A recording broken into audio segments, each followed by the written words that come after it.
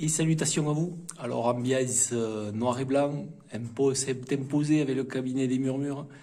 Alors, super jeu de rôle de Mathias Haddad chez les 12 Sages, le cabinet des murmures. Alors, un pitch très original, un seul corps pour tous les joueurs. Le cabinet des murmures se déroule à la fin d'un 19e siècle uchronique, celui de l'Europe des aigles. Les joueurs y interprètent des esprits qui hantent le corps de médium. Et oui. Donc là, les personnages joueurs sont des esprits qui auront besoin donc d'un corps pour se mouvoir et réaliser leurs actions. Alors, le bouquin, je trouve, est magnifique. C'est Mathias Haddad qui est un peu à tous les postes. C'est vraiment son petit bijou. Il y a mis pas mal de temps. On voit que le jeu proposé est très maturé. On voit qu'il y a passé du temps, que ce n'est pas un jeu qui a été fait à la va-vite. Il y a eu un travail de mise en page, de réalisation autour du jeu de ce jeu de rôle qui sont vraiment superbes. Donc ça commence par un petit recueil de courriers où justement le témoignage d'une personne habitée par des esprits. Dans le livre des esprits, donc c'est un peu le manuel du joueur, hein, c'est-à-dire comment bien sûr monter un esprit. Là, un petit chapitre sur où sommes-nous, c'est-à-dire c'est l'Europe. Une Europe uchronique où Napoléon Ier n'a essuyé aucune défaite et il administre toute l'Europe. Ce n'est qu'à sa campagne d'Égypte en 1821 qu'il essuie en fait une mauvaise blessure au combat et qu'il en décède quelque temps plus tard. C'est son fils, donc Napoléon II, qui après une courte régence hérite de ce vaste empire. Et durant un très long règne, il va s'attacher à préserver l'héritage de son père. Et voilà, l'Europe, la France est rayonnante. Elle administre en fait quasiment l'Europe. Et Napoléon II va en faire vraiment le joyau du monde, quoi. Donc nous sommes en 1880 et nous sommes quand même avec un empereur donc vieillissant et malade qui laisse bien sûr une Europe dans l'expectative. Donc là, l'affiche de personnage d'un esprit. On retrouve l'arbre de vie qui est ici. C'est en fait un plateau de jeu. Un plateau de jeu. Donc il y a un genre de vis-à-vis entre la fiche et le plateau de jeu, comme si c'était une image miroir. Là, nous parlons de qualité. Et là, c'est l'arbre de vie kabbalistique avec des zones de vie, d'énergie, où les esprits vont se positionner. Donc il y a un esprit dit l'esprit le comédien, c'est-à-dire c'est celui qui est en mesure de contrôler les agissements du corps qui est possédé par les esprits. Donc c'est lui qui peut interagir avec le monde matériel. Et les autres esprits, justement d'où le titre du jeu, le cabinet des murmures, les autres esprits en fait se réfugient dans un espace à la fois ésotérique et dans la tête du corps possédé, où il se réfugie là dans l'attente de prendre le rôle du comédien. Alors les murmures, c'est pour ça qu'ils sont ces esprits qui sont dans l'attente éventuelle de prendre le contrôle du comédien, se réfugient dans ce cabinet et sont surnommés les murmures parce qu'ils peuvent communiquer quand même avec le comédien, donc l'esprit qui contrôle le corps. Ils peuvent entendre et voir en fait ce que voit le corps. Et ils peuvent bien sûr revêtir le rôle de comédien à tour de rôle. Alors bien sûr, quand l'esprit qui joue le comédien ne veut pas laisser sa place, il y a ce qu'on appelle la discorde. Donc c'est un affrontement un peu d'ego entre un murmure qui souhaite prendre le contrôle du corps et le comédien qui ne veut pas le céder. C'est vraiment pas mal fait. C'est très sympathique. Alors les esprits ont des pouvoirs ésotériques qui fonctionne avec l'arbre de vie pour être déclenché. Donc il faut que l'esprit soit sur une zone particulière de l'arbre de vie pour déclencher le pouvoir ésotérique. Les esprits sont constitués de fluides. Le périesprit, qui est leur essence vitale, pourrait-on dire, et s'ils n'en ont plus, ils sont détruits. Ils retournent au néant. Donc nous avons des éléments collectifs, le corps. Alors le corps, bien sûr, est un élément important du scénario ou de la campagne, donc il peut être à l'initiative uniquement du MJ par rapport à son scénario, ou aussi il peut être créé avec une concorde joueur MJ. Nous avons mis sur le cabinet des murmures, dans cet espace médiumnique dans le corps possédé. Donc il y a c'est comme un QG en fait, c'est assez sympathique, je trouve ça sympathique. Bon, après bien sûr il y a l'arbre de vie et les zones donc de l'arbre de vie, les zones d'énergie de l'arbre de vie qui sont aussi alors c'est très important ce passage en fait, il est quelques pages mais qui plante bien en fait le jeu, c'est-à-dire qu'en fait quand l'esprit occupe une zone d'énergie, je l'avais mis à la merde. Quand l'esprit occupe une zone d'énergie, en fait, il revêt le comportement de cette zone d'énergie en matière de roleplay. Voilà. Donc là, par exemple, il devra se montrer, si un esprit occupe cette case, il devra se montrer autoritaire. Voilà. Donc là, on voit toutes les zones de vie de l'arbre. Petit rappel de voilà comment joue-t-on. Alors ça se base sur des D6, un groupement de D6 dont on ne prendra que uniquement le meilleur résultat. Nous avons les embellis. Donc ça c'est quelque chose aussi d'important dans ce jeu. L'embellie en fait on pourrait dire que c'est la réussite critique par rapport au désastre qui est l'échec critique. L'embellie en fait c'est quand un esprit occupe une zone de vie qui va lui être utile pour réaliser donc une action dans le monde matériel s'il est le comédien, ou ça peut être justement, même s'il n'est pas le comédien, une action spécifique que Murmure peut réaliser. L'embellie en fait va permettre d'une certaine manière une prouesse extraordinaire, c'est-à-dire que le corps habité par ces esprits va pouvoir dépasser un peu les limites humaines. Le risque est juste, alors ça c'est l'embellie, et le risque c'est le désastre, c'est-à-dire bien sûr que ça soit assez désastreux en matière de résultats. L'embellie, c'est, on compte en fait les 6 et les 1, les 6 et les 1 s'annulent, donc si après l'annulation des 6 et des 1, il demeure un 6, on va vers une embellie, s'il demeure un 1, on va vers le désastre. Voilà, après il y a des petits bonus-malus bien sûr, je ne rentre pas trop dans les détails. Agir, chapitre aussi très très intéressant qui permet de quantifier de comment on mène une action, le périesprit, les actions. Là aussi, un chapitre très intéressant qui va donner matière à comprendre comment appréhender les actions. Donc là, vous voyez par exemple, pour avancer en équilibre, il faut prendre donc la sérénité qui est une qualité, qui est un genre de vis-à-vis d'image miroir de la zone de vie de serein, de Tiferet.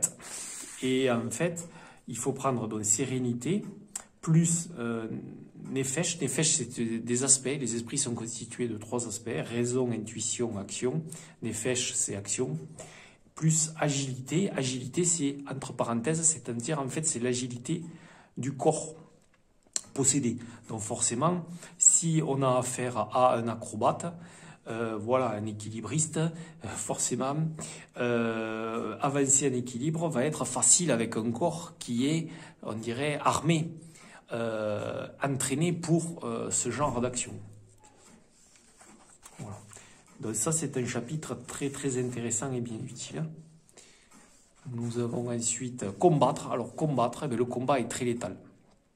Très létal, il suffit presque d'un tir d'arme à feu ou d'un coup bien placé d'arme blanche dans une localisation pour lui faire des dégâts importants.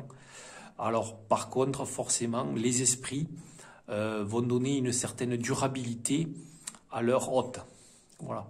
Ça veut dire que le corps va pouvoir bénéficier du péri-esprit, donc de cette énergie éthérique que sont constitués les esprits. Les esprits peuvent sacrifier leur péri-esprit pour en fait donner de la durabilité au corps, pour soit le faire régénérer ou soit l'y empêcher de prendre des dégâts. Donc forcément, un humain possédé par des esprits est quand même beaucoup plus résilient qu'un humain standard, mais ça reste quand même, les combats restent quand même très dangereux. Ce qui est très sympa, c'est au premier tour, on a un petit système d'initiative avec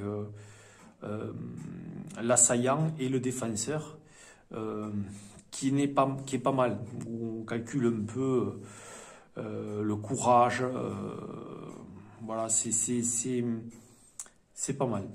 Ensuite, on a l'initiative standard, un peu, qui va s'étaler sur les rounds suivants. Et bien sûr, attaque à distance, l'attaque de mêlée, se défendre, les options, les dégâts, les armes, bien sûr, qui font des dégâts monstrueux. Les protections, qui permettent quelque peu d'encaisser les dégâts. Donc nous avons le spiritisme, oui, parce que nous pouvons, le spiritisme, bon, déjà les murmures, donc les esprits possédés peuvent bien sûr se livrer à du spiritisme par l'intermédiaire de leur corps, qui peut être aussi un médium. Mais les médiums aussi, qui ont toute leur place dans cette uchronie, peuvent réaliser aussi, contacter les morts, voilà.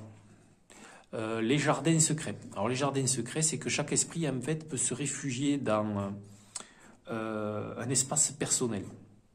Il peut s'isoler dans son jardin secret et ça va justement lui permettre de se souvenir de sa vie passée. Parce qu'en fait, les esprits, quand ils éclosent dans le corps qu'ils vont posséder, ils sont souvent en très grande confusion. En fait, ils n'ont pas souvenir total de leur existence.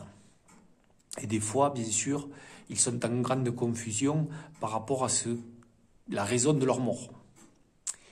Et pourquoi aussi ils se retrouvent dans cet entre-deux, entre vie et mort, quoi. Donc très intéressant. Les profils est vraiment un chapitre super bien fait, qui pose en fait, qui peut donner des idées donc au PJ pour leur esprit, parce qu'il est expliqué la mort de chacun de ces profils. Et en même temps, ça peut aussi donner des idées pour créer un corps. Et là, c'est vraiment moi un chapitre où je me suis régalé. Je trouve que c'est très bien fait. On sent vraiment toute cette société du 19e très hiérarchisée, avec des castes en fait, qui sont très bien représentées, toute cette société civile.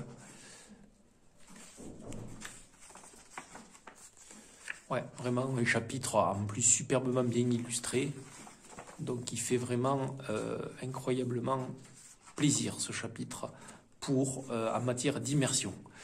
Les pouvoirs, comme j'expliquais, donc les pouvoirs qu'ont les esprits peuvent se livrer à des pouvoirs ésotériques.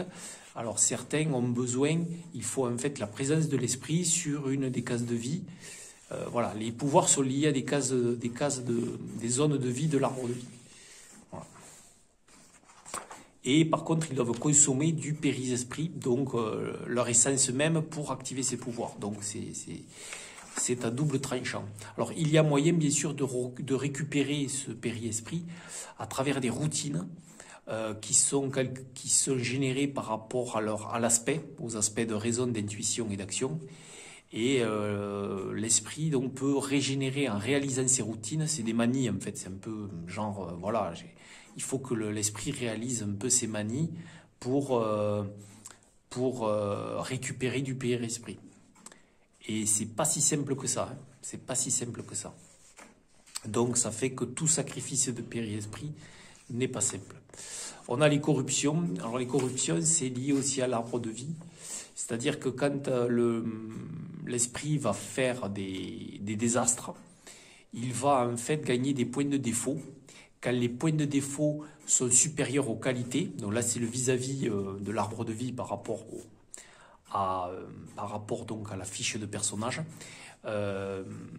Si la valeur de défaut est égale ou supérieure à la valeur de qualité, il va se passer quelque chose dans la zone. Bon, là, éventuellement, par exemple, il est dans cette zone. En fait, le défaut va bloquer la zone. Donc là, en fait, le personnage va mettre un petit token ici. Et en fait, cette zone va être bloquée et il n'y a que lui qui pourra désormais rentrer dans cette zone de vie. Les autres joueurs devront éviter cette zone de vie. Ils ne pourront plus y rentrer. Il aura corrompu. Et à terme, quand on atteint des niveaux de défaut très hauts, 5, on a en fait, on génère des corruptions. C'est-à-dire que la malfaisance, un peu entre guillemets, ou le défaut, comme là par exemple dans Savant, c'est l'orgueil, va se voir aussi dans le monde physique. Donc le corps va commencer à avoir des genres de mutations. Donc là, ça va beaucoup moins bien passer forcément avec les interactions sociales. Voilà, progresser, bon ça c'est le petit côté XP. Et après on rentre dans le livre du meneur, donc là c'est super. Tout le cadre de jeu est super bien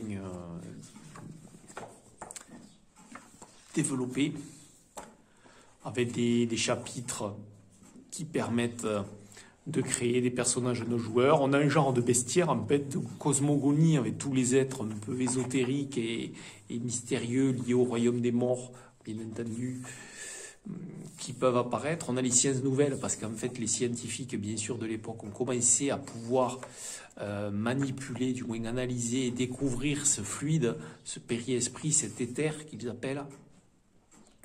Nous avons après de chouettes passages, bien sûr, sur les organisations secrètes et les institutions de l'époque majeures. Ça aussi, c'est vraiment... ça, c'est là... voilà, attention, j'arrive au scénario. Je n'irai pas plus loin. Il y a un scénario des monstres et des hommes. C'est un scénario d'introduction très très bien fait. Alors, ce n'est pas un scénario qui est taillé pour des joueurs débutants dans le jeu de rôle.